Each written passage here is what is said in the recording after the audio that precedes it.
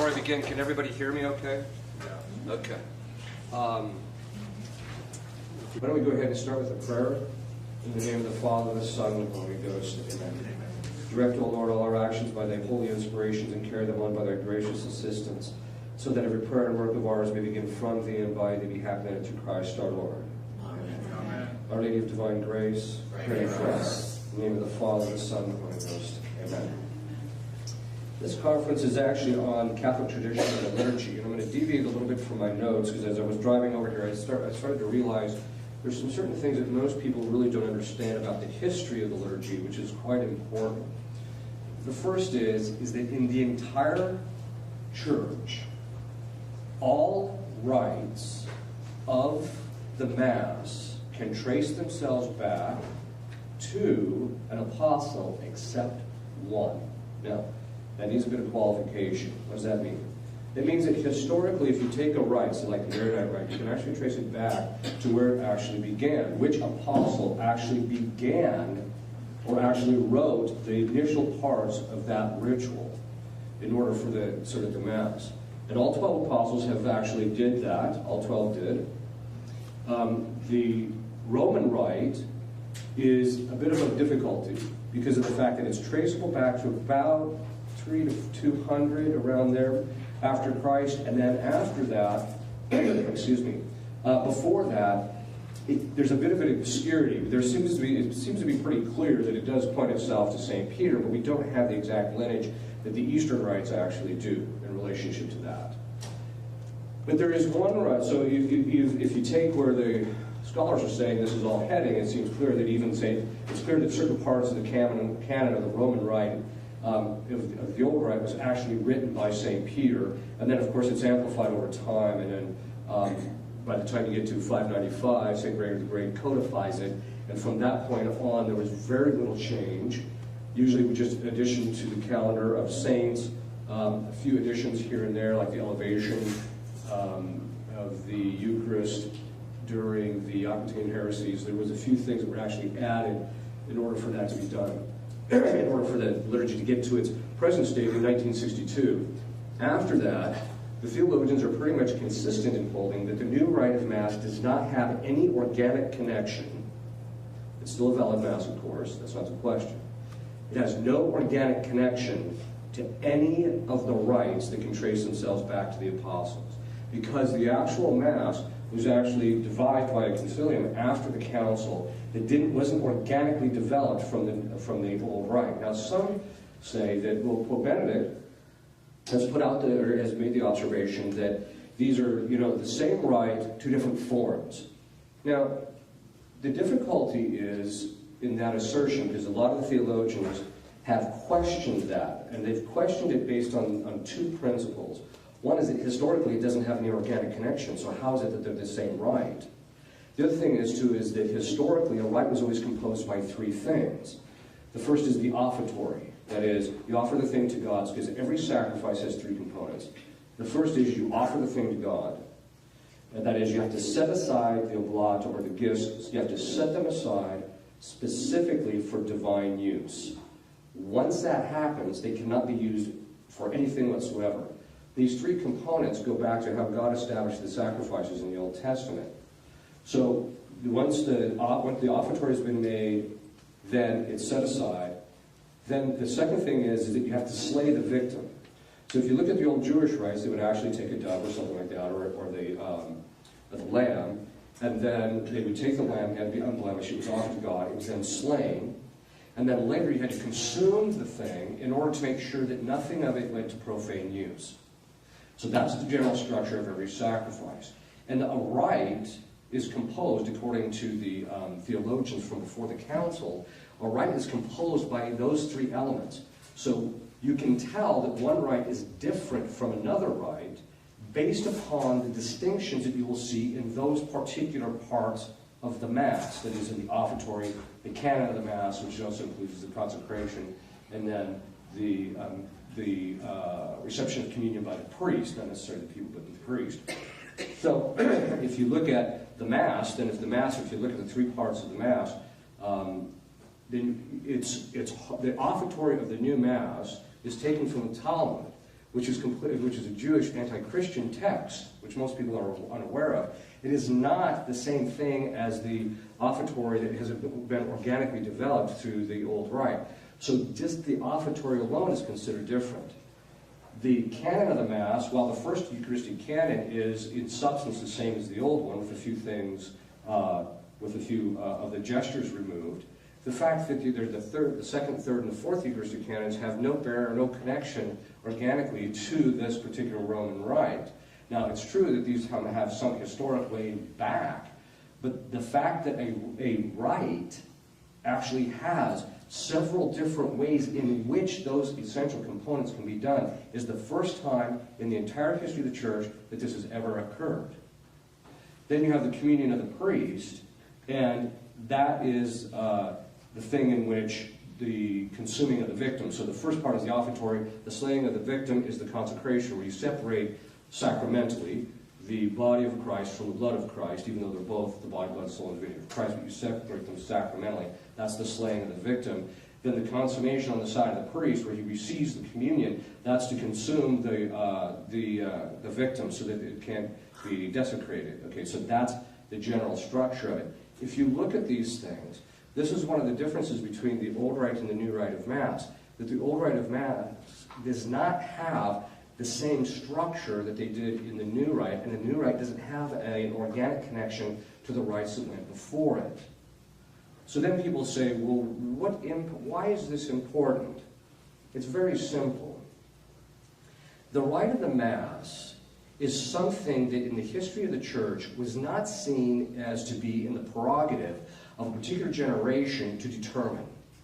It was something in which Christ, and many authors think that it was divino-apostolic tradition, which is basically a form of tradition when God, Christ specifically, commanded the apostles to do very specific things, and this is that the actual writing of the ritual was what the initial rituals that would eventually organically develop to the rites we have now, that Christ commanded them to write these.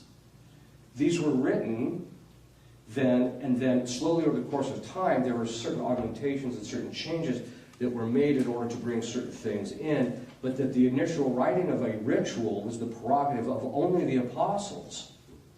After that, nobody else, the Church, anytime anybody would want to do that type of thing, it was considered as a form of impiety, which we're going to talk about later. That all being said, it means something very important. It means that in a particular ritual, the tradition of the ritual is its pedigree in a certain sense. It tells you something about where this thing came from, and that it was at the command of Christ, and then slowly saints over the course of time would slowly, very modestly, make minor modifications to the thing over the course of time.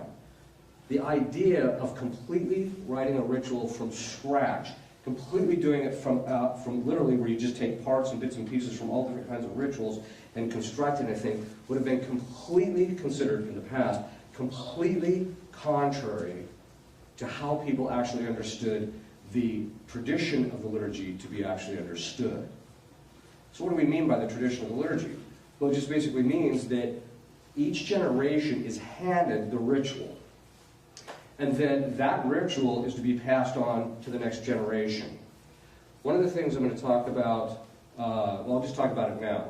The tradition, when the people who are in charge of the tradition, the magisterium, the object of the tradition, that is the thing that is passed to them, is not their property. It's not theirs. It's God's. And so as a result of that, when it's given to them, they have to follow what St. Paul always said more than once in his letters. I pass on first what was given to me. In other words, you have to pass on the tradition intact to be a proper steward of it. Now this becomes really important in doctrinal matters, obviously, because none of us could be saved. None of us could get to heaven at all if the tradition isn't intact in some way to tell us what we must believe, what we must do in order to be saved. Now the tradition of the liturgy is actually part of that tradition. There is a misunderstanding that somehow or another that everything in the liturgy is just a matter of discipline, that you can change it at will. That's not how it works. It's analogous to I tell people, look, if you didn't know the first thing about mechanics whatsoever. And you opened up the hood of the car and you saw all the wires and the hoses and everything, although today the modern cars seem to have a little bit less of that. But in the 80s and 90s, you looked into the thing and it just looked like spaghetti, right? So, and you thought to yourself, there's just too many wires here. And you started taking out the wires and moving things and taking out the hoses and next thing, and then you go to start your car and it's not running so well, right? Or if you can even get it started. The liturgy is the same way. There was a liturgical movement, but the liturgical movement first started out on the right foot in the sense that they wanted to understand more about the theology of the liturgy and its historicity and where it came from. But then it quickly became hijacked by the modernists in the teens and 20s of the last century because they realized that you could make comments about what you liked or didn't like in the liturgy and not get burned at the stake as being a modernist. So they flocked to that area and they started pushing for liturgical changes in order to change people's minds about what the content of the church's belief is. Because in the liturgy, what you believe determines how you behave. Part of our behavior is our liturgy. So, and the inverse of that is, how you behave tells people what you actually believe. And so, lex orandi, lex credendi is the Latin phrase for that.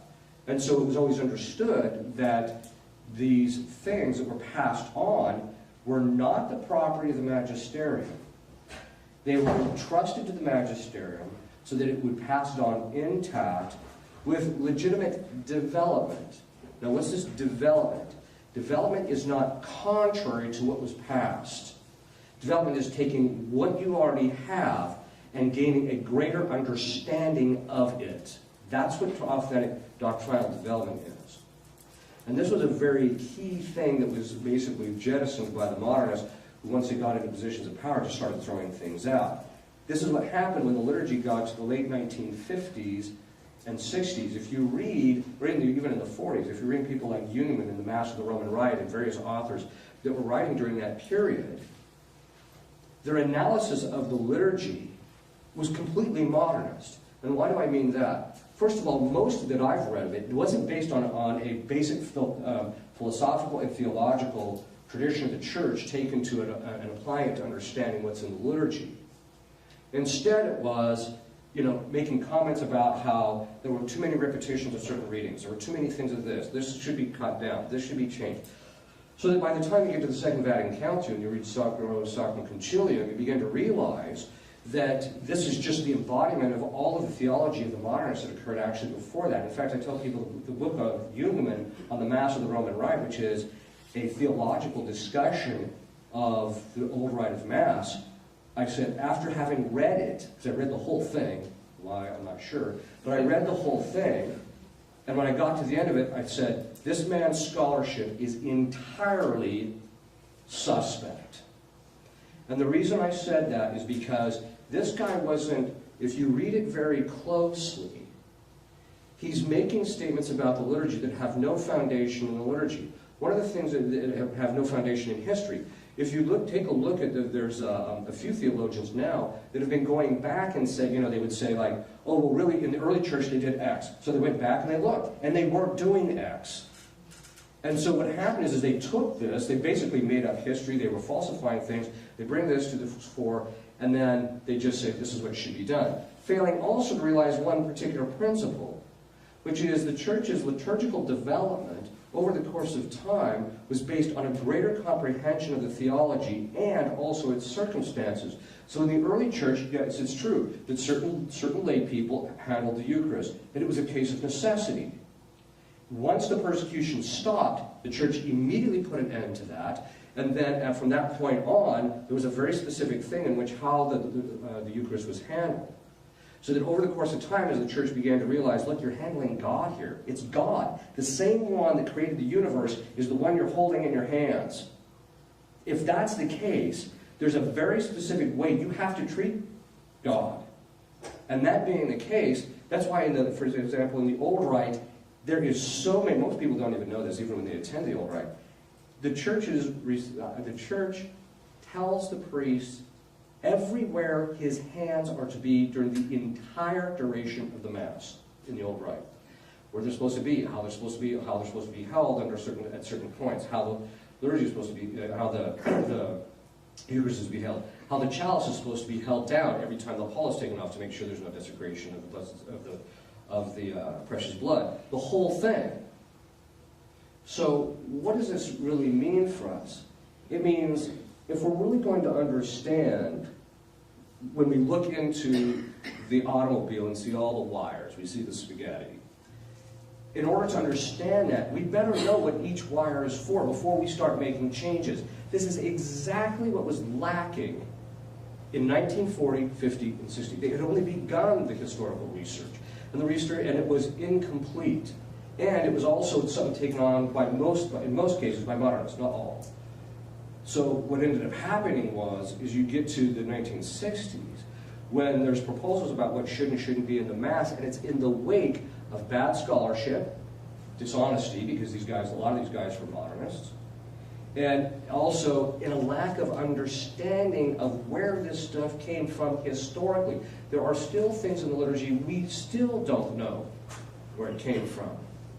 And then there are some things that we do know, but today they don't know for some reason, which is odd. For example, the term ite missa est, the phrase.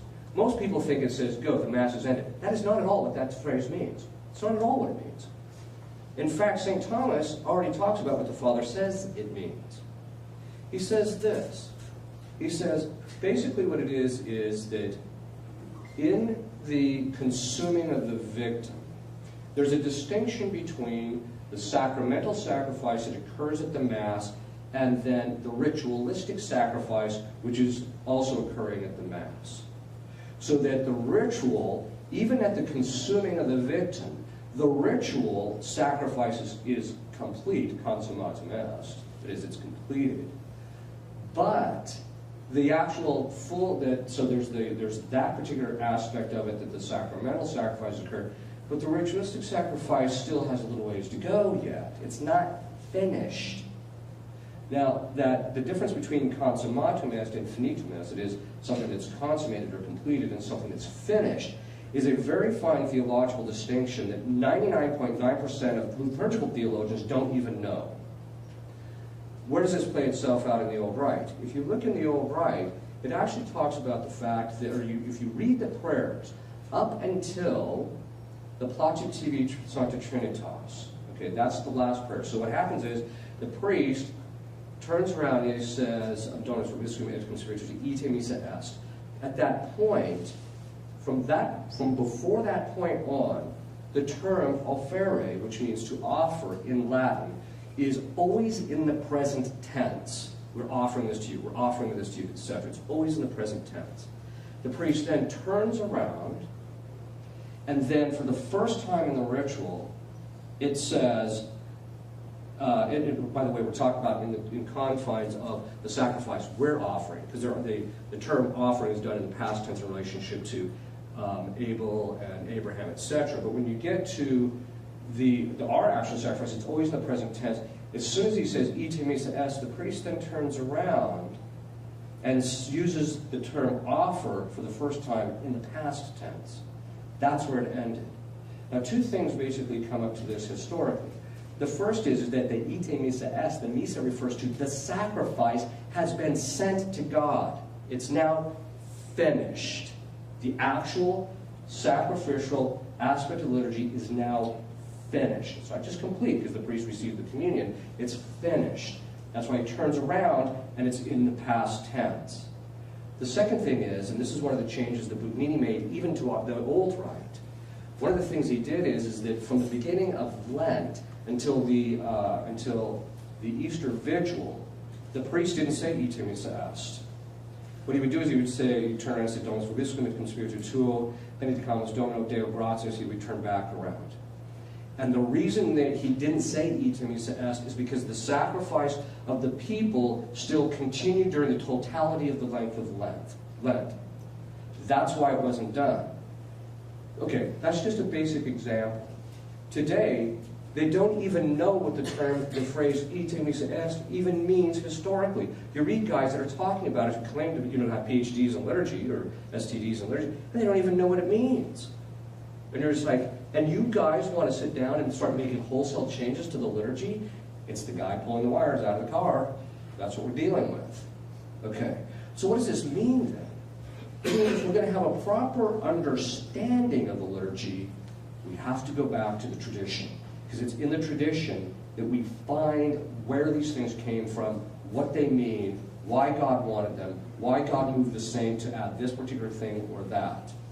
Now, for us, that means that we actually have to go back to a particular part of the tradition. There's different aspects of the tradition. There's, the fact that the church passes on by oral teaching, etc. But there's one particular, for example, part of the tradition is also the ordination of priests, things of that sort. So that Holy Orders is passed on an uninterrupted line in tradition. But one of the different kinds of tradition is called the monuments. Now, the monuments are things that are created by creatures in order to express the faith. That's what they are. They're forms of expression of the faith, usually in things like churches, liturgies. They can also include things like written documents by the popes and things of this sort. So, these monuments are one of the most rich, they're some of the richest part of the tradition, and they constitute, in large part, the visible aspect of our tradition and our patrimony. This is important because it means that you can walk into like a beautiful cathedral, look at it, and actually learn something about what the people believed in when they created it. The same is actually true about the liturgy. So, what does this mean? It means that if you look in the Old Testament, it was never envisioned that what was in the determination of how God is to be worshipped was into the hands of man. One time this one woman I was talking to her, and she says, I think God this, and I think God that, and I think God this. So I finally just looked at her and I said, how about this? How about we ask God what he thinks? She says, well, that's a novel idea. Really? Catholics call it revelation. Okay, the point is that, I was kind to her, of course, because she was trying to find her way. But the point is that people literally do not know. They don't know God. How can you know God? If you don't know God, how can you know what suits him, what he finds pleasing, what he's not pleasing? This is why he had to actually come down and tell us. If you look in the Old Testament, God gave detailed instructions to the Jews on exactly how the rituals were to take place. Exactly. Then what happens is that the ceremonial laws, when Christ comes and establishes the New Testament by doing the sacrifice on the cross, the old ceremonial laws that fathers of the church say are no longer in force. Because when Christ established the New Testament, during the Last Supper, he said, do this in commemoration of me. He determined what the highest form of worship was going to be in relationship to God. It was up to Christ. Then he tells the apostles, this is by divine apostolic tradition, that you are to, this is that the apostles knew they were to write the rituals to begin that process, so that it was clear that it's never in the hands of mere men to determine how God is going to be worshipped. This concept has been completely lost. People come out of Mass sometimes and say, well, I didn't get anything out of this. I think they should have done X, they should have done Y. Really? I think this should be in the liturgy. I think that should be in the liturgy. Really?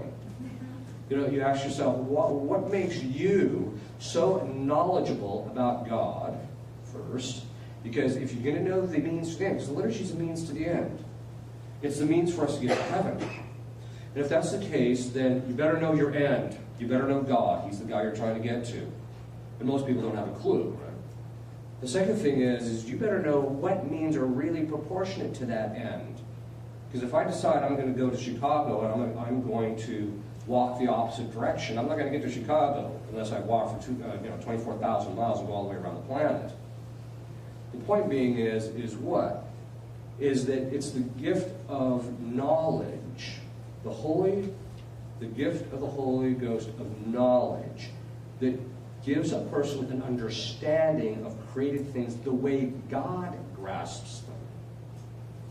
Now, that being the case, the gifts of the Holy Spirit are operative in an individual based upon how holy they are.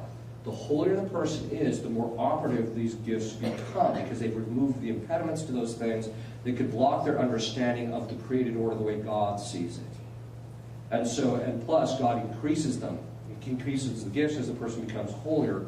So that this is why the church always said it was the prerogative of the saints to make the minor changes in the liturgy, because only they knew exactly the mind of God. They understood God because they were holy. They had become close to Him. Many of them having, mystical experiences, etc. These were holy men, and they were and because of that holiness, they were very careful to only make minor modifications and not to make these wholesale changes. The monuments are sacred objects. One of the things that also bothers me about the mechanic analogy is, the mechanic analogy is, the guy goes in and he just starts pulling the wires, right?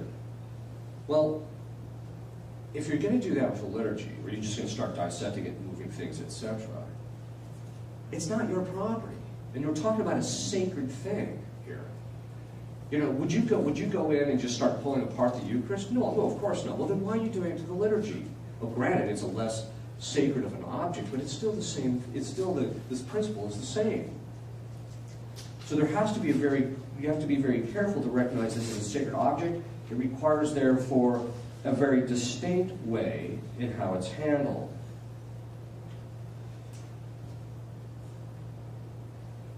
Since a missal is a sacred object, or the missal is what we say the Mass of, is a sacred object, to deride it, to make fun of it, or go around telling people that it's evil, quite frankly, is blasphemy. What do I mean by that? It means this. I'm sure you all heard somewhere in your lifetime where people say, oh, the old Mass was bad for people, it was evil, it did this, it did, first of all, most of the time they don't even know what they're talking about. But they would say these particular things, and they would deride it, or make fun of it, or do certain things in relationship to it. We're talking about a sacred thing. And so even if you think there should be something different in the liturgy, doesn't put you in a position above the thing to where you can make fun of it or deride it. The passing on of the monuments from one generation to another constitutes a sacred activity.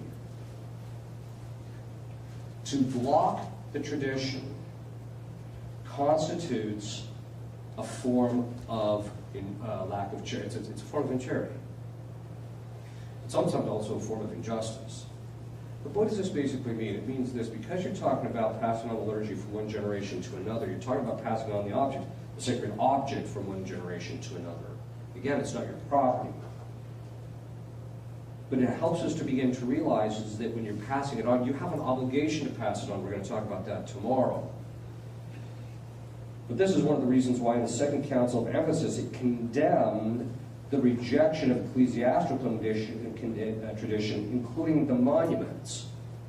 In other words, according to the Second Council of Ephesus, if you reject as something that is not authentically, or if it's not authentically Catholic, namely the old Roman Missal, technically speaking, you're not Catholic. That's what that means. Now, again, there can be legitimate parts of the liturgy that can be open to discussion. I agree with that. That's not the question. The question is how is your approach to it? Now, we saw in the last 50 years, the last two, now we're going on the third generation, in relationship to the liturgy and all things that surround the liturgy. So we're not talking about just the Mass itself, but the churches, all the vestments, the beautiful sacred art, all these things were literally gutted. I mean, you all have heard the term reprobated, right? So that's what ended up happening. Destruction or modification to a monument was only tolerated in the past if a greater monument was erected or promulgated. What does that mean? It means the reason they tore down one of the first churches upon which there's the tomb of St. Peter, there's a monument to the tomb to St. Peter there. It lasted 160. Then after that they built a church over the top of it. or there were certain things going on, sorry, the church became Rome after the Edict of Milan. Then you have the church is actually built on top of that, that's deconstructed. There's a medieval church put on top of that, that's deconstructed, and then you put the one that we have there now. Gives you a clear sign that the only time you would just, take a church apart is because you're putting something greater in there. That's not what happened. What they did is they just gutted all the stuff that had a real intrinsic beauty and which lifted people's minds and hearts to God, and instead they put it in place with statuary. You're looking at it, if there was any statuary, you're looking at it like, what is that? I had to go read to find out, for example, what the statue of the resurrected Christ was in the Hall of Paul VI, because the thing, literally, my nickname for it, Christ, please, no, I'm not trying to say anything against you, I call it the swamp Christ. You looked at the thing, you're like, what is that thing? Right? It doesn't even, it looks hideous, right? Part of beauty is clarity. It's an attribute of clarity, which means once you see something beautiful, it naturally draws you to contemplation of it. And it naturally makes itself known. When I have to look at a statue and spend 15 minutes trying to figure out what that thing is, what am I not doing? I'm not praying. That's what I'm not doing. I'm trying to figure this thing out. Whereas if it's a beautiful statue, or if it's a beautiful liturgy even, or if it's a beautiful church, I'll walk in and the natural disposition is to want to pray. To lift it, by its very nature, it lifts the mind and heart to God. The Missal changes in the past were only done to updated to augment the calendar of the feast of newly canonized saints. Wholesale modifications in the liturgy in the past were considered a form of impiety. But what is impiety? When you say the word piety, most people think it's somebody who has a certain kind of devotion. And that devotion is not exactly piety. Devotion, St. Thomas says, comes from the words from vovere, which means to vow, that you vow yourself to God and you cling to Him tightly through that vow. Whereas piety is the virtue by which you give honor to those who are above you. That's its primary sense. It has a secondary sense of giving due solicitude or care to those underneath you. So when you're talking about piety, it means that those who are above you, who's above you? Your parents, for one thing. They're your ancestors, the people that went before you, the magisterium, priests, etc. But the point in all of this is that the prior generations, to reject wholesale something from a prior generation that was a good thing being passed to you, was considered a sin of impiety. You were not honoring those who went before you.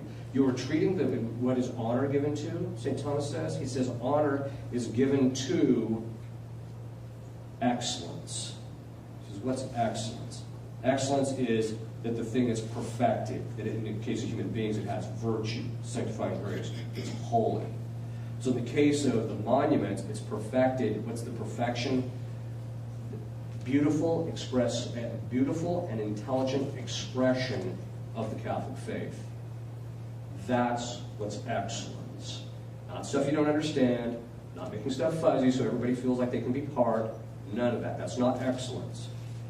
So the excellence consists in then that in the liturgy is beautiful and intelligent expression of the faith.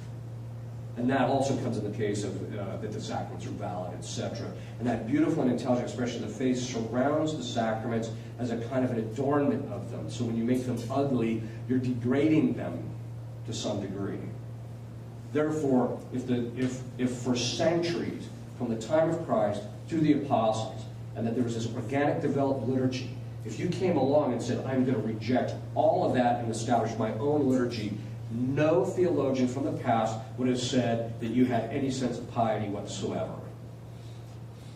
That's a serious allegation, I think.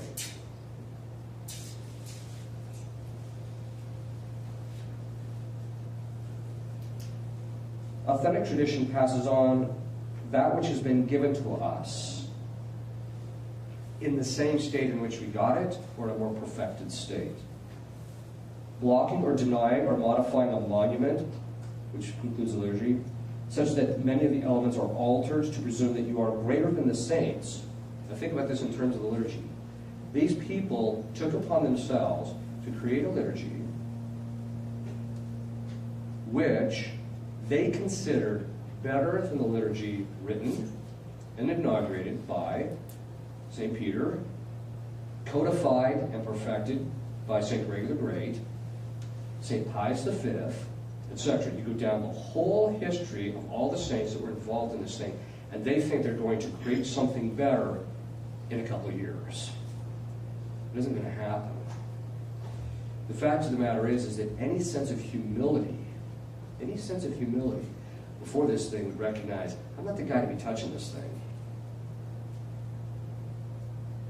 There is a kind of mindset that somehow modern man is superior to the people that went before him, and therefore we can judge more badly what suits the liturgy, what suits God. Okay, well, let's just take first the first part. The modern man is superior. I love these modern studies in science because I don't know if you've ever heard of genetic entropy. Genetic entropy is the fact that all things living are genetically deteriorating. It is de facto the nullification of evolution, macroevolution. But it means, as one brain scientist said recently, he said, because of genetic entropy, we are not as intelligent as the people who went before us. That's what that means. I think all you have to do is look at how people are behaving in our culture and realize, yeah, there's a serious dumbing down process. Okay. But this lack of humility, in fact, one of the works that really shocked me, especially after I read the book The Peasant of the Garonne by Jacques Maritain, because in there he's complaining about all the fallout from what's happening in the 60s and everything's going awry. But he wrote a book before the Second Vatican Council, which Paul VI liked a great deal, called Integral Humanism. The book was so bad, I could not complete the book. It just grated on every Catholic sensibility that I had from beginning to end. And I say that for this reason. He starts out with something and then he puts it into practice. He says the problem with Christians in the past is that because of metaphysical humility, they failed to put man at the center of the Christian life.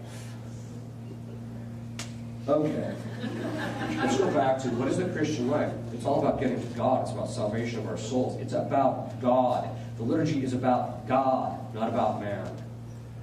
And this is what people have completely missed. Now, that being the case, this means that when you have, and that's the whole problem of modernism. Modernism has the principle of immanence, which basically means that the standard for what is true is interior to me, not external reality. And then it's just a hop, skip, and a jump to saying man is really the center of reality. No, we're not. God is. Man is properly oriented away from himself in order to God. If the liturgy is going to be rightly ordered, it has to be focused on God.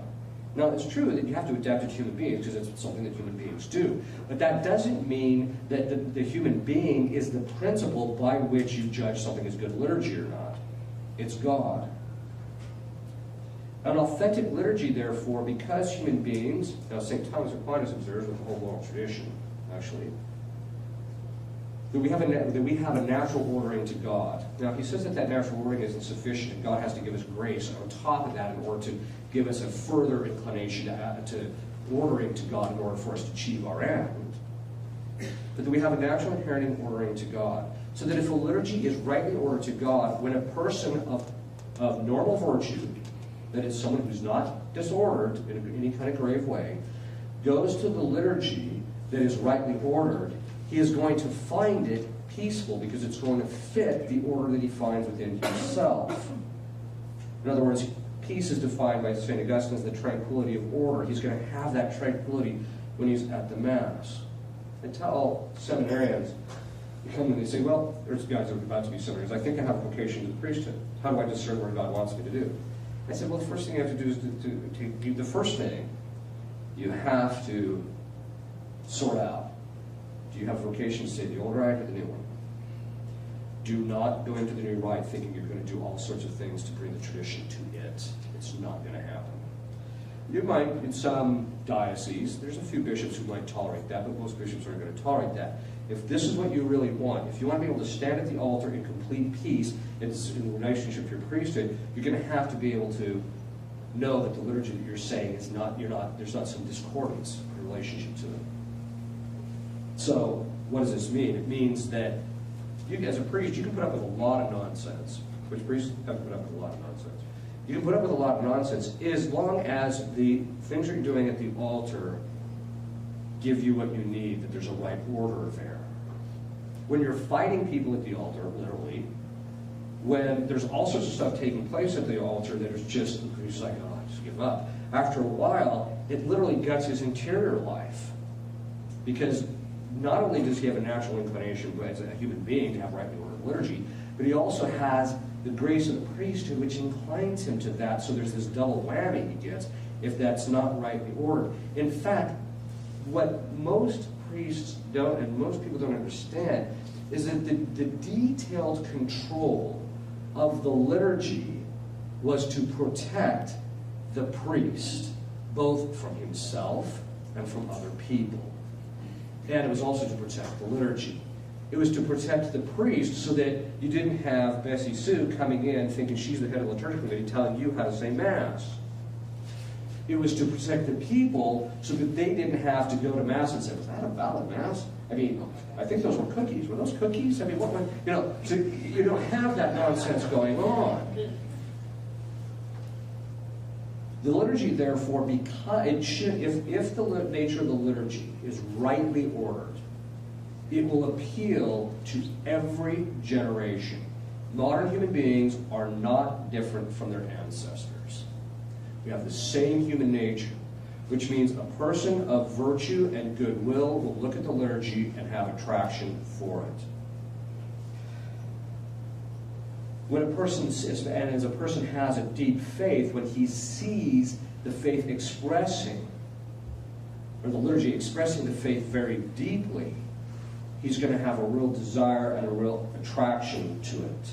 He'll actually get a spiritual pleasure out of seeing it. The liturgy is timeless. That is, in the sense that it's organic. In fact, in some places, the priests get into the habit that when they say Mass in the Order Rite, they'll actually take their watch off as a reminder that they're saying something that's timeless. And it's timeless for a number of different reasons, but one of them is, obviously one of it is because of the fact that it was given to us from the apostles and it's been passed on. But the other side of it is, too, is that you're enacting something that happened 2,000 years ago.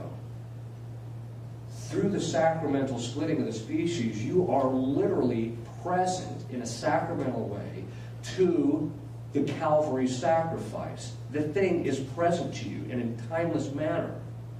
That being the case, the liturgy needs to be timeless. And it needs to be timeless to protect us as human beings and to protect the priesthood, to protect the people. Therefore, the liturgy should never be bound to a specific culture or a specific age. One of the things I often tell people is, you'll hear this argument, you don't hear it too much anymore, but it was very much in vogue in the 60s and 70s and 80s and even in the 90s, is that the liturgy needed updating. Liturgy needed updating. So we couldn't get stuck in the 60s. You know, we couldn't get stuck in the past. You know, back in the past. You know, at the Council of Trent. We had to get beyond that. Okay, let's just take it for the sake of it. Let's just take your principle. Let's just take that principle and agree to it for the sake of argument. Not that I agree with it, but let's just take it. Okay, I agree with you. Why then are you saying a Mass that we is stuck in the 1960s? The liturgy, the forms of expression, the vestments, the art, even the way you people talk, the translation, until just recently, thank you, Pope Benedict, but the translation, all was language and stuff that's stuck in the 60s. And who's the group of people that can't let loose of this thing that's stuck in the 60s? The guys who came of age in their priesthood in the 1960s.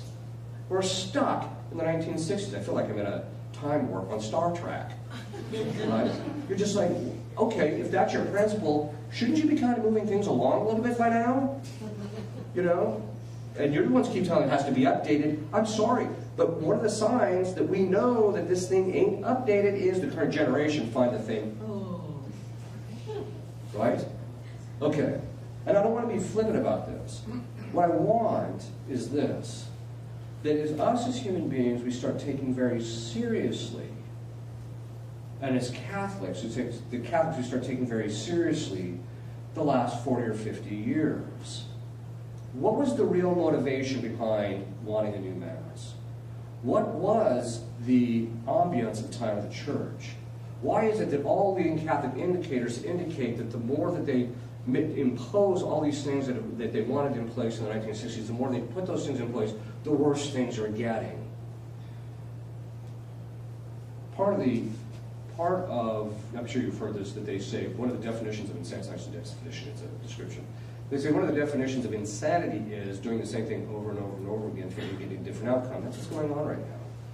The Church is going like this. You can get the book, the Index of Leading Catholic Indicators, and see that in every single category, except for in the number of the growth of Catholics, which is a bit of an anomaly, but it's not growing as much as it used to. In every single category, the Church is in decline. In every single category, except for that one, the Church is in decline. So if you know that they're by their fruits, I think we got a problem. And I think that the younger people, one of the reasons that the younger people are being attracted to the old Mass is because of the fact that it speaks to them. They go to the new Mass, and just like, if I'm coming here to get entertained, I'll go watch TV. It is our obligation, therefore, to pass the liturgy on down intact for the generations after us. If we do major changes to the liturgy, we consign it to irrelevance. In the 60s and 70s, they said we had to get up to date in order for the Church to be relevant to the Church, or to be relevant to the world. You know, the last time I looked, the world considers the Catholic Church irrelevant now. It's irrelevant.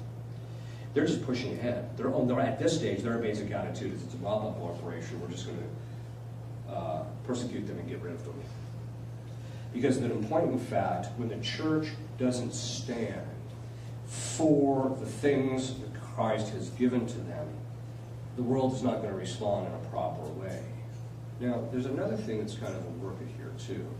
They used to say in the past that how the world goes, or how the Church goes, thereby goes the world as well. There goes the world as well. So that you can add, and this is based upon the principle that all grace comes into the world by means of the Catholic Church. So that even if a Protestant or a non-Catholic receives any kind of sanctifying or actual grace, it all comes mediation to the Catholic Church. That is a constitution of the Church teaching. What that means, therefore, is that if you look at the world and you see it's a mess, it's because there's not as much sanctifying actual grace in the world, giving it light people's minds and strengthening their wills to do the right thing. If you want to know how bad things are in the Church, just look at the world. That's all you have to do. If you look at the world and realize, ooh, boy, this is ugly, that tells you what's going on in the Church. We cannot presume that our generation is somehow different. If anything tells us about the moral decline of our people in the Church and out of the Church is that modern man has all of the problems of all the effects of original natural sin. That's what it tells us. We must leave the liturgy intact so that we don't put the generation's problems and defects that create the liturgy into the liturgy itself. So, in other words, we got to get out of the 60s. We're still stuck there. The ancient rituals manifest the faith, the Catholic moral code and its practice. And therefore, because they express the Catholic faith, they are a principle of judgment about what constitutes what Catholics believe. All subsequent liturgies are therefore subject to that judgment. What does that mean? It means this. You do not judge the old rite in light of the new rite of Mass. You judge the new rite of Mass in light of the old rite of Mass. That's what that means. It means that the tradition is the principle of judgment of all things that come after it. That's the whole point of St. Benedict's hermeneutic of continuity. And having my PhD in philosophy, that word hermeneutic just about always gives me a bit of nausea. But there is a certain sense in which it's true. What he's saying is that the hermeneutic is basically the perspective or the principles of judgment you use to interpret a thing, right? So basically what this means is that in the context of the liturgy, you don't sit there and say, well, the old mass was bad because the priest had his back facing the people. Because they're judging it in light of what? The priest facing the people. That's not the principle. Or they'll sit there and they'll say things like, well, it's in Latin, so the people didn't understand, because they're thinking in terms of, that because it should be in vernacular so people understand. And actually, you know what I love when people tell me that, oh, you really understand the liturgy? Yeah, what's this mean? What's that mean? You just start asking basic questions. When you go to Mass in English, you should be able to understand what this means, right? And they don't. They don't understand any of it. In fact, you actually ask them, what are you receiving in the Eucharist? And now, a very large percentage of Catholics don't even know that it's Christ. So, each rite of Mass still remains a principle of judgment of what we are supposed to believe regarding the newer rituals, even if they were to die out. The rituals are an expression of faith, and we learn the faith from them. Now, the last thing I just want to kind of talk about, and then we can kind of open it up to questions, is when can you modify a monument of the church or part of the tradition? Well, there's some principles that go into it. First, we must modify the monument with great care so that the impression is not given that the faith has changed. When you practice Mass facing God, that is east, rather than facing the people, it's in Latin, and the reason it's in Latin is because Latin is a sacred language, and the reason it's a sacred language is because it was fixed to the instrument of our salvation, the cross. It's done in a manner that is passed on from the time of the apostles on to us, etc. Certain elements have fallen into obscurity historically, and therefore we don't know what they mean. God knows what they mean, and He's still pleased with them, etc. So that if you go from that to all of a sudden, now you have a liturgy that is very different from that. What is going to happen in the minds of the people? Lex orandi, lex credendi. You change the law of how you pray. You're going to change what people believe, and that's what's happened. If we went from a time in which the priest was the only one who could handle the Eucharist because his hands are consecrated, and only consecrated hands should hold something consecrated, from that to anybody can come up and give out communion. If we've gone from one thing to another, there's no way that you're going to tell me that people aren't going to start thinking a little bit less of the Blessed Sacrament. The word profane literally is that it's kind of public, or that it's kind of out there, right? That everybody can have access to it, and that it's used in a way doesn't show reverence, etc. And so people are just going to start looking at it like it's not Christ anymore. Whereas if the church is very careful and and certain things are done, they realize, okay, the church is really serious about this thing. I'm sure you've heard the Protestant once said that he didn't believe that the Catholics really believed that was the Eucharist, and one of the Catholics said, well, why not? He said, because if you really believed that was God, you'd be in the church day in and day out, you'd be there all the time. And we don't do that. In fact, people are receiving communion in ways, in shorts and tank tops and stuff like that, and they're not even realizing what they're doing. Churches in the past were only reverently dismantled if their life had come to an end, or if a greater monument was going to be erected. Altars must be revered as something consecrated, and they were only deconsecrated or dismantled in order to avoid sacrilege, or again to put in a greater altar. If the monument is constructed with right faith, there is no reason to radically change it, unless one is augmenting the beauty of the glory of the church. And the same thing applies to the liturgy. If it expresses the Catholic faith, if it does it in a manner that's accessible to your average human being, which I think is true, there's no reason to gut it. You do not trash it, you don't gut it. You don't go into the sanctuary and start sledgehammering the high altar. This behavior historically has always been associated with heresy. Always. Because heretics rejected the Catholic faith and therefore wanted to destroy those things that expressed that faith. To destroy a monument without sufficient reason or in order to get something greater is unjust to God, because we are detracting from that which manifests His glory. It's a sin of charity against our neighbor. Why? I don't think most people have really thought of the fact that, you walk into some of these historical churches, and they see them, and they're beautiful churches. They fail to realize the level of sacrifice that the people who brought those churches into existence went through to get it there. You hear stories all the time about how men who used to do hard labor would give up their money that they would use to buy their lunch in order for it. I mean, we're talking just pennies that they would give. And they took it upon themselves as being proud that they were actually able to give those few pennies for the sake of the church. And then people just come along and gut it like it's nothing. And then they spend the patrimony of the church. It's a kind of it's a sin against charity to our neighbor. Why? Because these things are designed to help people save their souls. The reason you have a beautiful church, the reason you have a beautiful liturgy, the reason you have all this stuff is so that, and the reason you pass on the monuments intact is so that people have the greatest knowledge and the greatest motivation in order to save their souls. When you get rid of that, how is that charitable? Charity is what? Love of neighbor, love of God and love of neighbor for the sake of God. If you really love your neighbor, you're not going to want to remove from him the elements of sanctification that are going to help him save his soul. You're not going to do that. You're going to give him what he needs. It's a kind of robbery to the subsequent generation. Not only of the church, but also the missals as well. Which brings up an interesting point. One of the reasons that some theologians speculate that Benedict put out some more pontificate is not only because of the fact that the new Mass or the old Mass had never been properly abrogated, but because in the background it cannot be abrogated. Now, here I'm not talking just about quo primum, which, if you read quo primum, it seems to indicate that the Pope is saying that this Mass is in perpetuity, and every priest ordained in the Roman Rite has a right to say this form of the liturgy. I'm putting aside that question.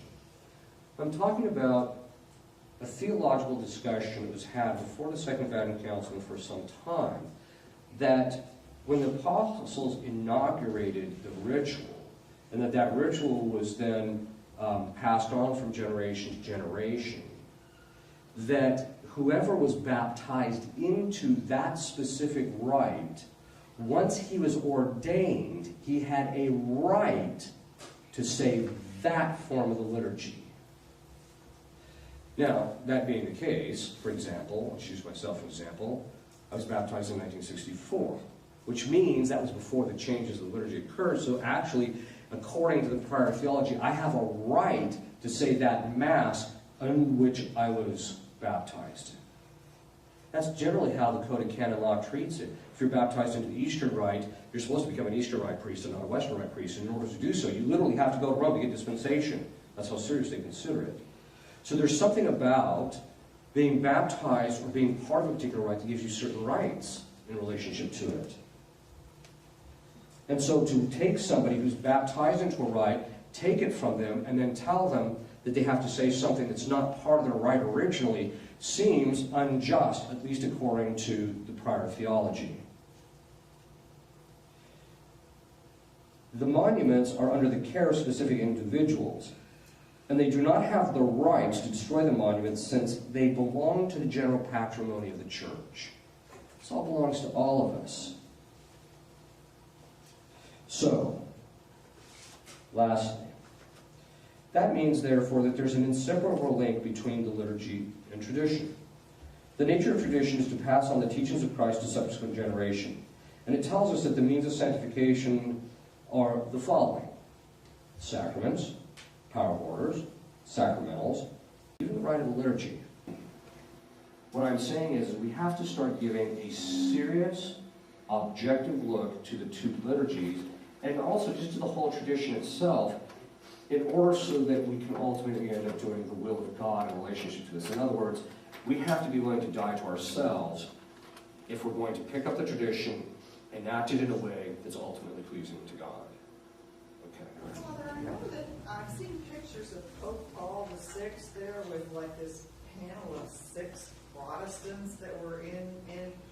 How in the world that even fly? Because if you're the church established by Christ, why are you consulting the heretics? You have to remember that's in the wake of Vatican II, because there's this whole ecumenical thing, and so they wanted an ecumenical approach to the liturgy, so that's why they were there. Yes? Father, I just want to give an example. Right after the end of the Vatican Council, 3 bishops, I'll quote, I fought with Cardinal Kroll of Philadelphia because I was studying theology and he thought it was worthless. Canon law is the only thing that bishops need and the church needs. So I would fight. And of course I got back with him saying I went with a seminarian, one of his seminarians, to a dirty movie, and he wasn't worried about me. This is something I made up. It wasn't true. Right. But he said, what was his name? Yeah. I thought, well, he's not looking at my soul. The second bishop is Cardinal, I'm having a senior moment now of New York there, Spellman. Spellman said, and this I heard him, this is his own words, you know. He said, you know, there's a difficulty with this. I believe the Mass should stay in Latin, but the breviary has to be done in English because none of my priests know Latin. And I thought, well, if none of the priests know Latin, I guess all of the people do, you know. Yeah. And then the third one was Ritter of St. Louis. Right. He was kind of flustered. He says, why, all of these changes and everything, what am I going to say to my priests? I thought to myself, you don't have to say anything to them. They've already got it from the media, you know, what had to be done, because the media were there all the time, you know. Right. Yeah. And so this is what it is. What I'm saying is the disintegration took place because the priests did not know Latin. Yes. And the way it was taught was not church Latin. You have it just the way you have it today. You start out with Cicero or what's it, Caesar's Gallic Wars. Right, and then exactly. God forbid they give you Horace and all that, you know. I mean, Yeah, and the lack of knowledge of the Latin is itself being cut off from the tradition, because a vast majority of the tradition is in Latin. This is the biggest problem with a lot of the seminarians coming out who don't know any Latin. They're essentially cut off from it because there's whole works out there. For example, a friend of mine, a close friend of mine, is translating Robert Bellarmine's De Controversies because of the fact that it dealt with so many things that we're dealing with now in relationship to the tradition. And the reason he decided to translate it is because he's an excellent Latinist. He just realized all these guys just don't know what's going on because they don't have access to it. And I think that and even John the 23rd in Vetrum Sapientia, where he deals with that, where Latin should be retained, precisely for this reason. This is in 1961. It's a dead letter when the thing shows up on there. The priests had just basically ignored it, the bishops had ignored it, and they still were pushing for the English. Yeah. So the Latin is a really key thing to maintaining, I think, a number of things, which John the 23rd, that's a fantastic document, by the way, if people want to read it. But, you know, in addition to, it gives people the actual access to the tradition. When I was in Rome, the year I was in Rome, I was the only student in the philosophy department who wrote his doctoral dissertation on St. Thomas Aquinas in the university that I went to. I was the only one.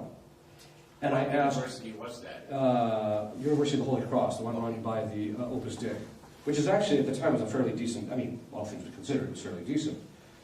So what happened is I started asking the people around, what did you want to write at St. Thomas? I said, I'd really like to write at St. Thomas, but I don't know Latin.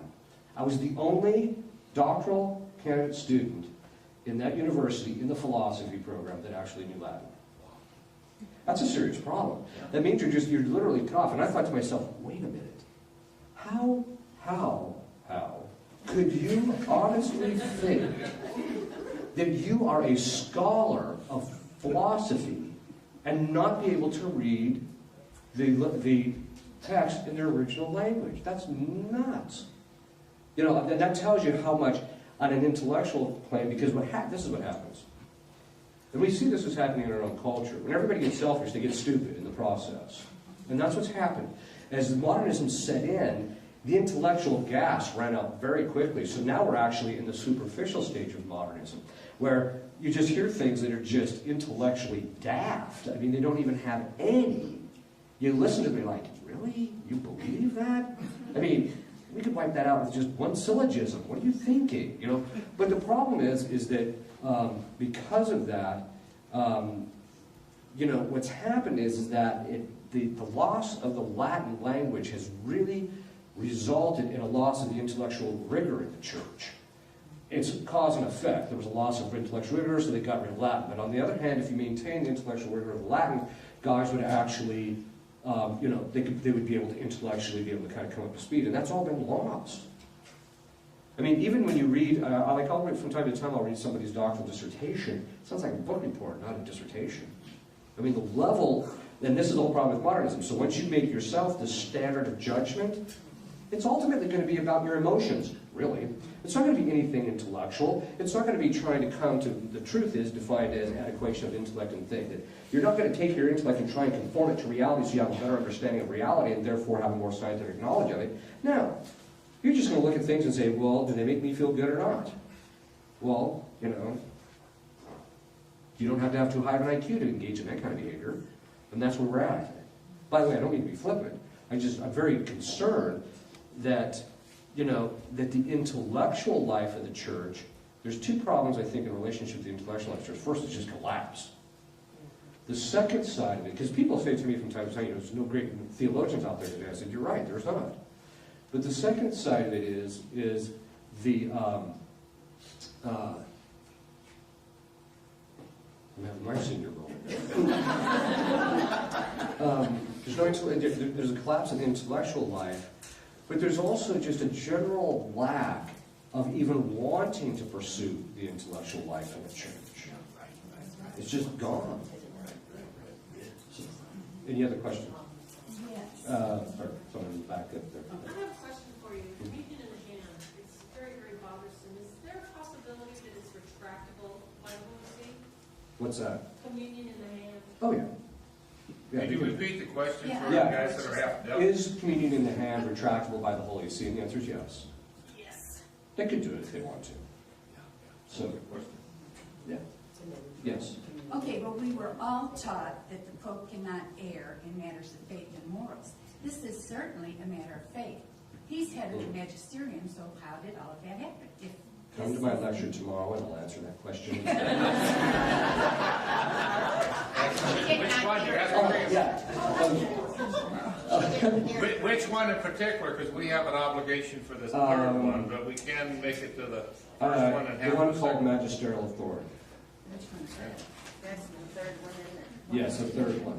I can't make it to that one. Look, what you can do is, okay, if you want the essential contents and then some, which I have books I brought, well, hopefully we'll get them sent out tomorrow if people want to get them, but one of them is called Magisterial Authority.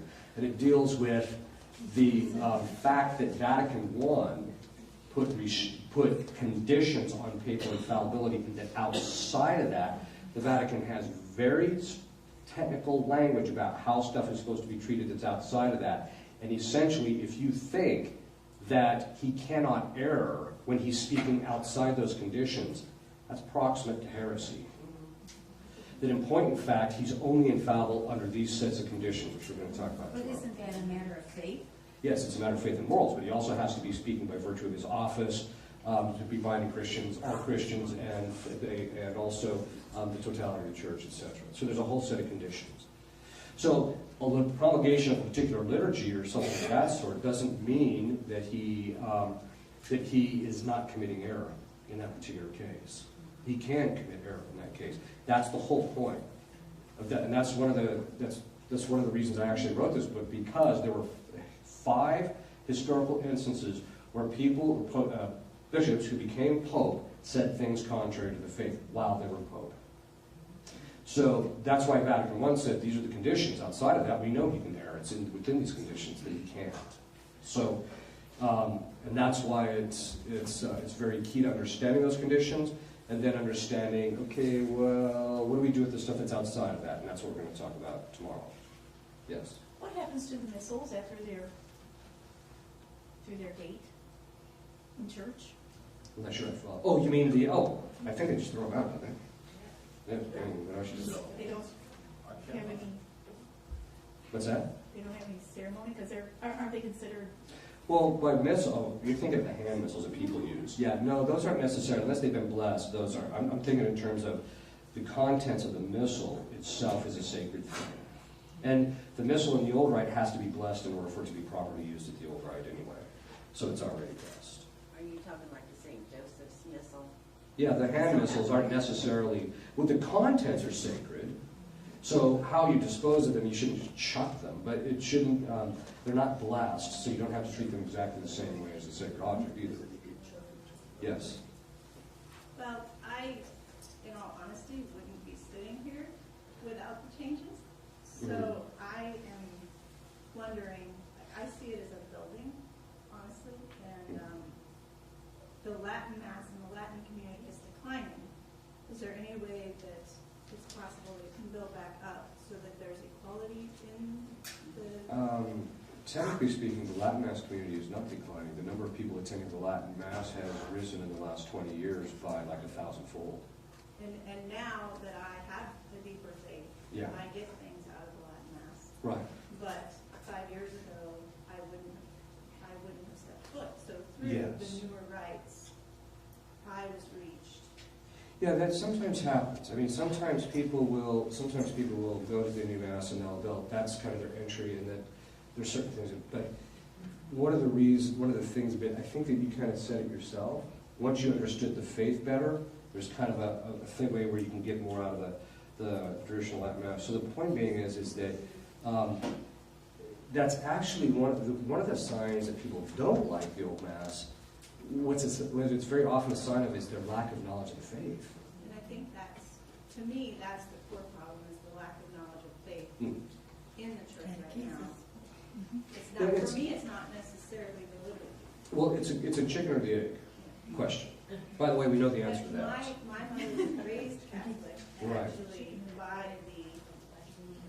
by pre-Vatican standards, she was rejected by the church, by her choices. And so Right. I was not raised Catholic, and then now have re-entered. Right. Yeah, I think that it's the answer to that is, by the way, the chicken came first. It's a philosophical question, and we won't get into that. But in relationship to the liturgy, does form people in their faith. So it's a backwards and forwards thing. It does form people in their faith. It tells us, how we're supposed, as I mentioned in the conference, how we're supposed to actually understand certain things. And at the same time, if you don't have a good faith, you're not going to really understand the liturgy properly.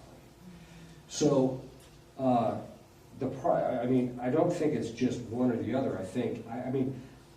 A lot of people think that I tend to think that the real problem is just the liturgy, and if we just got the liturgy straightened out, things would be hunky-dory. I don't think that's the case at all. I mean, you have to accept the fact that people were attending the traditional Latin Mass in the 1950s, and the next thing you know, we've got this problem now. What it means is that there was a collapse in catechesis, but there was also just a general collapse in a very particular thing. I don't want to get into this too much. But basically, I wrote this article called The Sixth Generation. I don't know if anyone's read it. Okay, it's called The Sixth Generation. What I do is I track the generational spirits from the lost generation, which is the generation between the First and Second World War, and all the way through the current generation. I talk about how the particular generation, the lost generation, had the spirit of incommunication. They just didn't communicate things to me. That meant that the greatest, quote, greatest generation ended up in a situation where they didn't adopt the religious practices with the same kind of fervor and same kind of understanding, and they didn't embrace their cross. The second problem is they went through the Depression, and then the Second World War. They came out the other end of the Second World War saying this will never happen again, which basically meant they didn't want to embrace the cross and have to go back to war again if it was necessary. In other words, the hallmark of the, quote, greatest generation, the true generational spirit of the, quote, greatest generation, unquote, was unwillingness to suffer. That meant that all disciplinary matters of the Catholic Church are going to have to be changed because they're suffering. I mean, they have to fast. The old fast, most people are unaware of this, the old fast is you had to abstain from meat and fast for the entire duration of Lent. 40 straight days, not just on 1 or 2 days. It was the whole Lent. And it was a rigorous fast. Your main meal could only have 8 ounces of food. So we're talking a really rigorous fast. But there were real reasons for that, and that means there had to be this constant self-denial.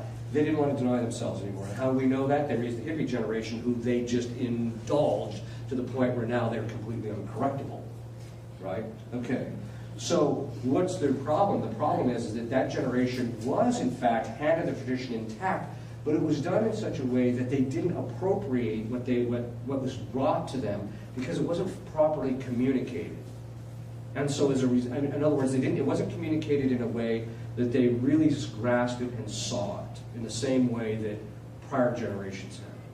And as a result of that, when it came time for the Second Vatican Council and the things that occurred afterwards, anything that required any kind of discipline or self-denial was just gotten rid of. Because the generation just couldn't sustain it psychologically anymore because they didn't have the proper interior training.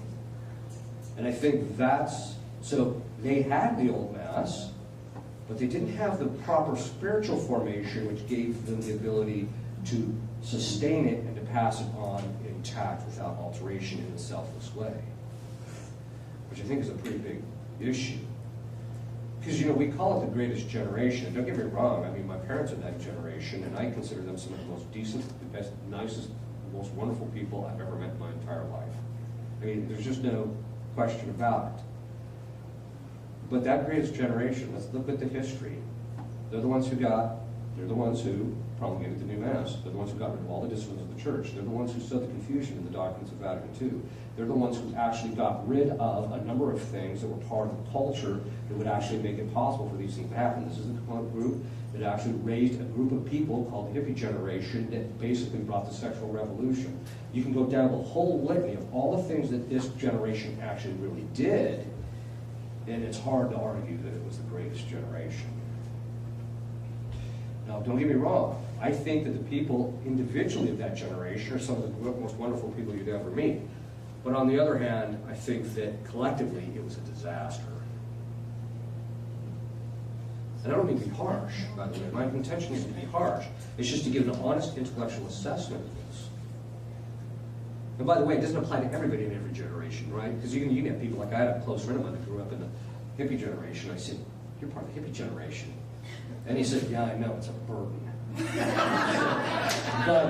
But he wasn't of that mindset in the slightest. He was one of the most faithful, decent, holy men I ever knew. So, okay. Yes. Actually, I grew up in the generation, and it turned me off too.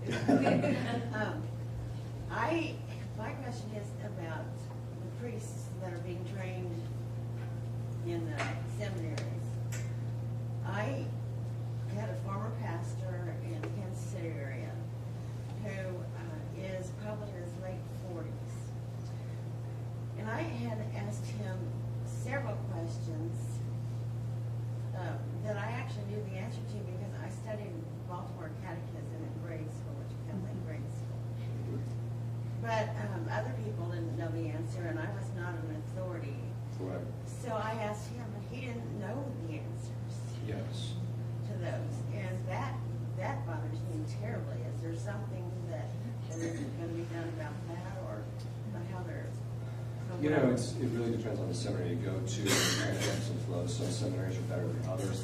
A lot of it's the seminarian, because a lot of seminarians realize I'm getting everything I need to know, and they'll go research on their own. Some seminarians are just lazy; they don't want to know, and just spend the time to do it.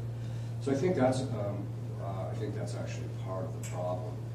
Is that By the way, one time I was talking to a theologian who lives in England via email, and I said, "Hey, did you notice when guys came back from the Second World War, there was a collapse in morality?" And next thing I know, boom, we get this long email about how when they came back in England, there was this gargantuan collapse in morality already. It's interesting because I think that collapse in morality coincides with two things. One, war always has a brutal effect on morality. But the other side of it is that this was also the generation that didn't deny themselves. If you look historically, the vast majority of the pedophilia cases for which the church has been sued over those pedophilia cases, they were trying cases that occurred in the 60s and 70s. What does that tell you? It tells you these guys were in the seminaries in in the 40s, 50s, and 60s. That's where the problem was. There was a collapse morally in the church. In fact, how do we know this? There's a document called Institutio Religiosum, which was put out by the Congregation for Religious in 1961. And it said at the time, this is 1961, it was sent to all the heads of religious communities. It was a private document. It didn't come out until later. And it said, quit ordaining the homosexuals and the pedophiles. 1961. There was a collapse that occurred. This coincided with the intellectual collapse, because if you look at the history of modernism, the first thing that modernism did is it destroyed biblical exegesis and biblical interpretation, just destroyed it. Shortly after that, the implosion of ecclesiology occurred, so now we've got this ecclesiology that has absolutely nothing to do with Catholicism. In fact, the current ecclesiology, which most magisterial members signed onto, was a form of ecclesiology that was devised by the Protestants and condemned by the Propagation of Faith in 1859. That being said, then the ecclesiology collapsed. It's about that time that the natural law undergirding the moral life collapsed, so that by the time you got to the 50s, there was literally no intellectual underpinning that was intact in most intellectual institutions in the church. This is why we ended up with the 1960s. So, and I tell people that the opposite, the climb out is going to be the opposite of that. So you already had John Paul II talk about the natural law, that the church takes the Thomistic teaching of the natural law as its own. That was huge. Most people don't realize how important of a statement that was. So there's a beginning of the process of recouping the moral life, although we seem to be having a problem recently. But then the next thing that's going to have to get straightened out is the ecclesiology, and then after that, the scriptural studies will get straightened out. But the doctrinal collapse, when I say ecclesiology, there was doctrinal collapse during the time of when the modernists went underground, during the underground phase. That's when the doctrinal collapse occurred. That's also when the natural law theology was starting to collapse, but by the time you got to the 30s, it was gone. So that you started seeing in the 50s certain things being allowed in moral manuals that had always been condemned by the saints in the past. Yes? Are there any particular authors or books that you could recommend to us related to the liturgy? The best one, I mean, it's long and it's involved. Well, there's several. There's the Mass. It's just called Holy Sacrifice of the Mass. There's two books called The Holy Sacrifice of the Mass. One's put out by Tan, and I can't remember who puts out the other one. Those are really good. Another one, if you really want to know a lot, and you want to understand the principles behind the liturgy and a lot of its history, it's just called The Holy Sacrifice of the Mass by Gihr, G-I-H-R. It's one of the best. It's not complete or perfect, but it is sound, and it's very good. Yes? Are there any early historical books that might mention, the apostles talking? I'm not familiar with anything like that, but even one or two generations after that, as they developed the Mass. It started off with just a Eucharist service, to my understanding, and then they started, with some of the things that were written down, and that became a part of the getting together. Yeah, there's several books that actually talk about that. I mentioned this, The Mass of the Roman Rite by, mentioned it earlier, Jungmann. He deals with some of that, but you have to be really guarded against the history you're getting there. So his talks quite a bit about that, so it'll point to those references.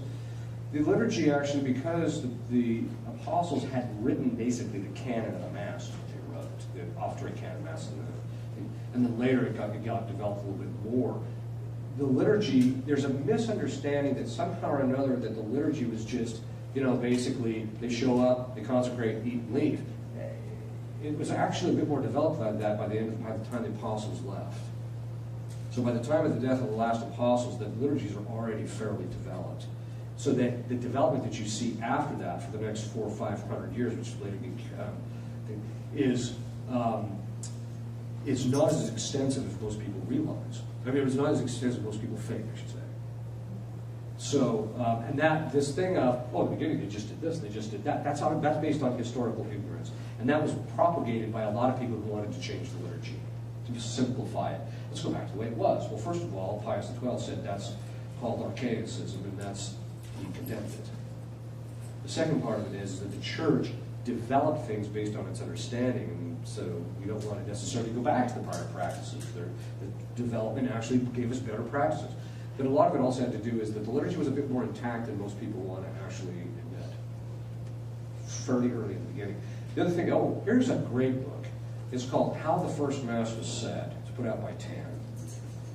That's a good book. It's fallen on complete deaf ears among the intellectual community, but it's a really good book. Because in there he talks about how the way Christ said the first Mass and how the apostles formed the Mass after that was heavily based upon all the Jewish ritualistic structure that was in place already. So that in point in fact, there's quite a bit of liturgical continuity, so to speak. Thank you. Yes. Like you talked about St. Pius, Pope St. Pius X. What is your opinion on the St. Pius X society? I always like that. What's your opinion on that? My personal opinion is that I'm not going to speak to the lay people because they're a real mixed bag. As to the priests, my experience is that they're really good men wanting to do the right thing. That's my experience with the vast majority of them. As to their status, of course, the church has made itself very clear. The excommunication of the bishops, because the excommunication didn't apply to the whole SSPX, it just applied to the 4 bishops, and then only those who formally adhered to the schismatic act of the consecration were also subject to that excommunication, and if they didn't, then they weren't excommunicated even during that time. The church then lifted the excommunication, so technically speaking, they are Catholic people. They're in the Catholic Church, there's no question about that. The Vatican has, however, said repeatedly that the priests exercise their public ministry, which is technical language for saying that they even said this later, that the suspensio ad divinis, which is basically a priest being forbidden to exercise his priesthood, that they put in place over Lefebvre's group in the 1970s, is still in force. So that technically speaking, they cannot engage in any kind of public ministry, like saying Mass publicly, or even actually technically they can't say Mass at all. And so that's juridically and canonically where the church has made itself very clear. It's just that everybody's arguing and nobody's paying attention to because they it doesn't. Let me make this observation. I actually said this once from the pulpit. Of course, my parishioners, by the time it was done, I think they felt so beat up by the time I left that parish that they thought, damn, we don't get another priest like that. But I basically made the observation that traditionalists are some of the worst modernists on the planet, because everything is conformed to themselves. So if the Vatican comes out and says the priests don't exercise any public ministry, it's over. They're the ones who have the right to make that. They're the ones who have the jurisdiction to make that determination. It's over. But someone goes, I don't like this, and the church is blah blah blah. Look, one of the things that has me very concerned is this. The church in the past said that when it came to the liturgy, or to the sacraments, specifically, the priest is required to follow what's called the tutorist position. Now, there's 2 moral systems that have been condemned. The first is laxism, which means that, any reason whatsoever justifies my doing whatever I want to do. And then there's the tutorist position, which says you must always follow the strictest interpretation of the law. They condemn that as a moral system as well. So the church says you can hold anything in the middle. Okay. But not when it comes to the sacraments. The tutorist position of the sacraments means you must be as absolutely morally certain that the validity and the laicity of those sacraments are occurring every time you do it. Okay. So what does this mean? Speculation about whether a particular priest or group of priests has supplied jurisdiction is contrary to the tradition. The tradition is clear. You must follow the tutor's position. Speculating about a thing immediately removes it from that ambient. So you have to be careful about that. So what does this really mean? It reminds me of the prophecy of St. Francis. If you ever get a chance, get on the internet and just type in the prophecy of St. Francis. And one of the things he says in there, he says there's going to come a time when there's going to be a multiplication of opinions. And this is where we're at today. You know, the Vatican comes out and says X, and then 15 other people who have no jurisdiction are saying all sorts of different things in relationship to it. This is a problem. I once said to people, I said, you know, not Vatican II itself, but the actual aftermath of Vatican II has rendered the lay people ungovernable. We're in a stage now where you can't tell them anything, you can't govern them, you can't get them to do what they're supposed to do even before, because they're all their own popes now. And that's what modernism does. It makes you the arbiter about what you believe in matters of religion. And that's where we're at, even in the Catholic Church. Modernism it's infiltrated virtually every aspect of the Catholic Church. So what does this mean? It means that we have to start getting out of that. Who cares what I feel like? Who cares what I think? That's not the issue. What does the church say? That's the real issue. Yes? I'm sorry, No, that's okay. continuing with that, besides the sacramental aspect, what would you say about their doctrine, about their keeping of tradition? The only area of doctrine that I have been nervous about is their discussion of the nature of how jurisdiction functions. All other aspects that they say are simply repetition of what the popes have said in the past, which is difficult for us to actually kind of grasp. For example, most people don't know that Leo XIII formally condemned religious liberty. Most people think the Vatican II is infallible. No, it's not. Paul VI repeated over and over and over and over again, finally just gave up, that nothing in Vatican II was promulgated in an infallible mode. In there, it says that people have a right to religious liberty based upon the fact that they have a right to follow their conscience. Leo XIII already addressed that question. He said, no, they don't. He said, God, and this is how he addressed it, he said, God is the author of the totality of the universe. He has a right to be worshipped in the manner in which he determines it to be done. The creature has no rights to make determinations about how he's going to worship God. Therefore, there is no religious liberty. Because it's the rights of God that trumps the conscience of the creature. That's basically what he said. Later they come along, and of course because of the modernist principles, God gets removed from the discussion, and the only thing you're talking about is the person's conscience. So the fact that the SSPX is trying to draw attention to that, I think, is a legitimate question that really does need to be addressed. Some people have tried to argue, well, it's an organic development. No, organic development never results in the conclusion being completely contrary to the premise. In other words, the church has condemned the proposition of religious liberty. You can't go around and say, therefore, you can have religious liberty. It's your syllogism ain't working out here. So those are like one of the areas that I think that they are right. Whether they're doing it in the best way or not, I think it depends on the particular priest or bishop or what have you. But I think that the doctrinal things that they've been talking about, I think, let me just put it this way. The doctrinal stuff that they've said, I cannot find anything in the tradition of the church to which they're contradicting.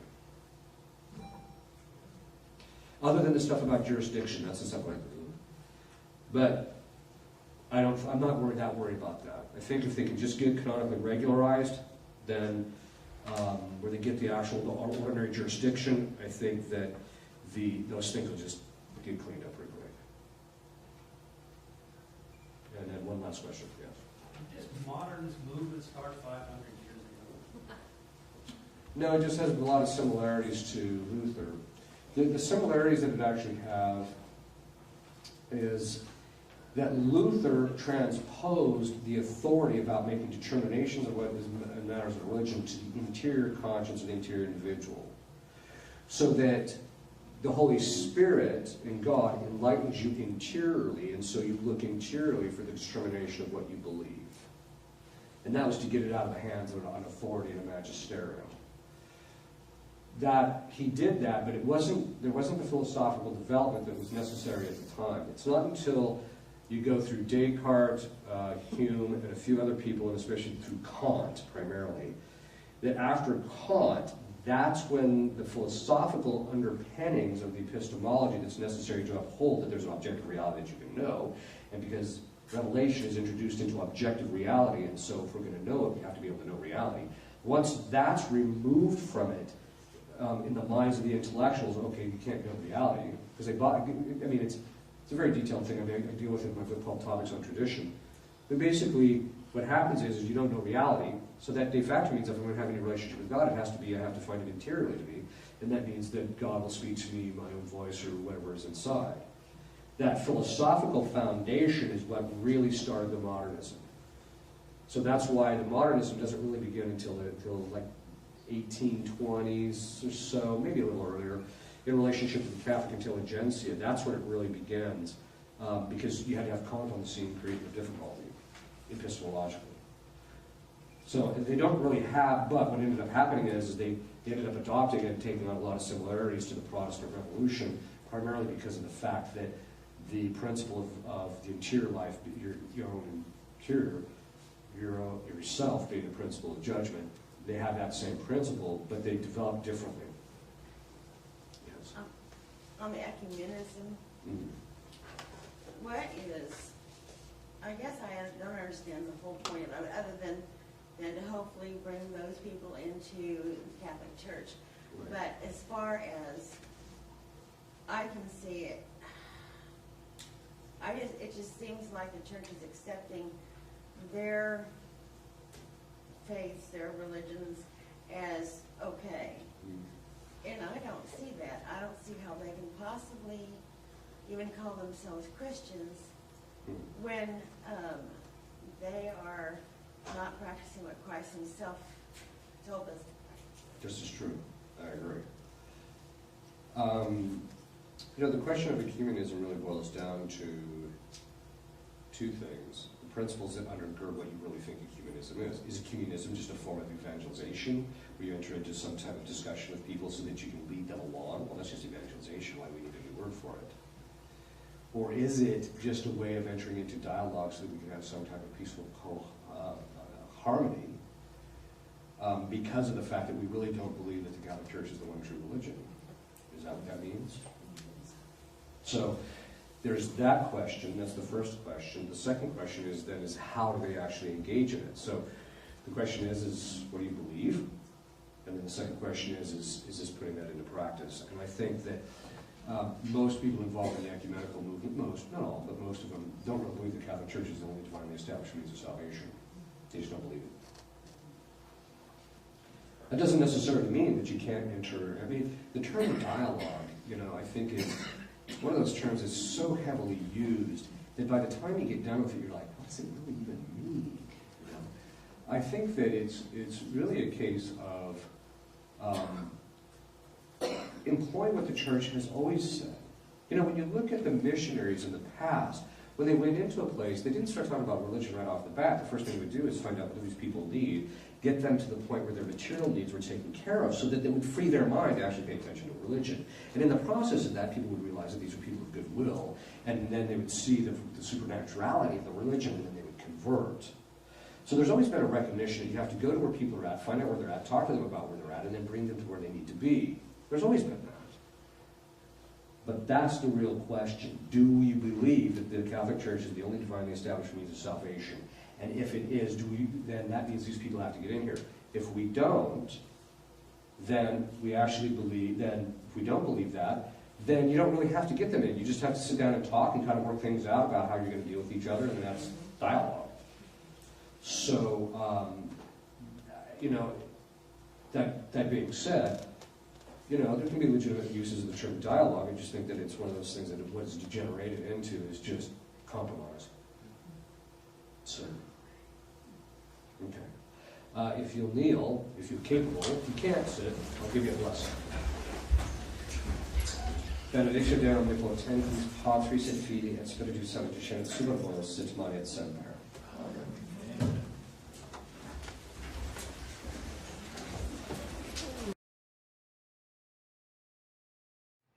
Christus vincit, Christus regnat, Christus in